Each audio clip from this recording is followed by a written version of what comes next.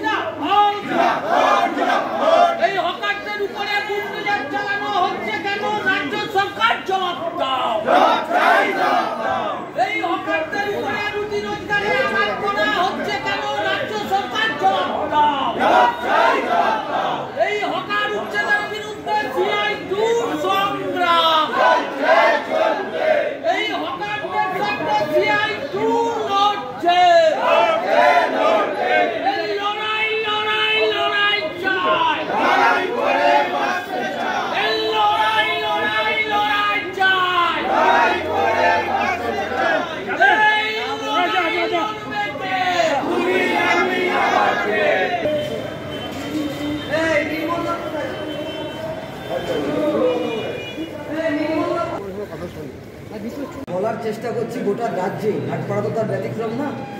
যেভাবে পুজোর আগে অমানবিকভাবে হকারদের উঠে যেতে বলা হচ্ছে এবং বেশ কিছু জায়গায় জেসিবি মেশিন ঘুরে যায়, এটা দেখে হকাররা নিজেরা নিজেদের ঘর সরিয়ে নিচ্ছে এবং রাস্তার ধারে বৃষ্টিতে যারা বসে রয়েছে তাদের মাথায় কোনো ছাউনি নেই এবং অমানবিকভাবে হকার উচ্ছেদ করা হচ্ছে।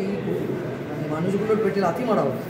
আমরা পৌরসভার কাছে বললাম যে এই বিষয়টা দেখার জন্য এবং পৌরসভায় টাউন ভেন্ডিং কমিটি তৈরি করে সেখানে সবার প্রতিনিধিত্ব নিশ্চিত করে এই হকারদের পুনর্বাসনের ব্যবস্থা করতে এবং আমাদের লক্ষ্য হওয়া উচিত বেকার উচ্ছেদ, হকার উচ্ছেদ। বেকার থাকলেই হকার হবে, ফলে বেকার উচ্ছেদ করতে রাজ্য সরকারকে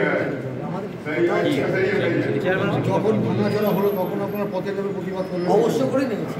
আপনি দেখেছেন যে কাজরাপাড়া যখন বুলডোজার রাস্তায় ছিল তখন আমরা ছিলাম, আমরা বারাসাতেও ছিলাম রাস্তায়, আমরা নর্থ ব্যারাকপুরেও ছিলাম, আমরা রাস্তায় রয়েছি। ভাঙাচোরাটা এখন নিজেরা ভেঙে দিচ্ছে। চেয়ারম্যানই আশ্বাস দিতেন যে একটাই কথা পশ্চিমবাংলা, রাখলে উনি রাখবেন, মারলে উনি মারবেন, সবই উনি বলছেন যে মাননীয় মুখ্যমন্ত্রী যা করবেন তার বলবেন।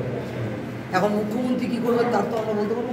আমরা বলেছি 2014 সালের যে আইন সেই আইনকে লাগু করে হকারদের পরিচিতিপত্র দাও। পৃথিবীর সব দেশে হকার আছে, ভাটপাড়া তো তার মঙ্গল গ্রহে থাকা জায়গা না। চেয়ারপারসন কী বললেন? উনি বললেন যা মুখ্যমন্ত্রী করবে সেটাই আমাদের সিদ্ধান্ত।